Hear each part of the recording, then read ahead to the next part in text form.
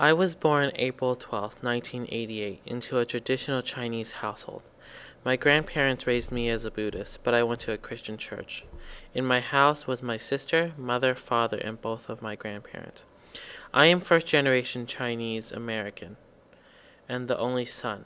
Like most first generation children, there are a lot of expectations as well as hopes rested on me. Growing up, I had a relatively traditional upbringing, but growing up, I eventually blossomed into my sexuality. I grew up and realized I am gay. I had many questions and phases. I, like many people, went through denial. I had questions, many questions, like how would God feel about my sexuality? How would my family react? What would the world treat me like? Was I the only boy who liked other boys? Do I want to grow up to be a girl? Growing up, I learned the answers to many of these questions.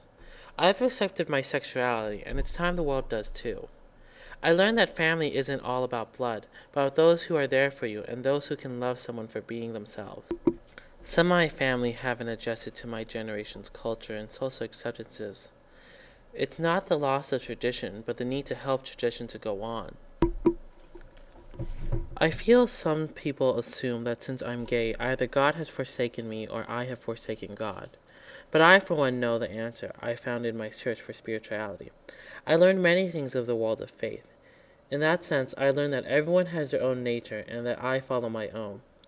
But also that just because I am gay doesn't mean I want to be a girl. But there is nothing wrong with wanting to be what you truly are. In this experience that I call my life, I learned that real fools are the ones who take what is given and not look for what needs to be found in themselves. I found myself.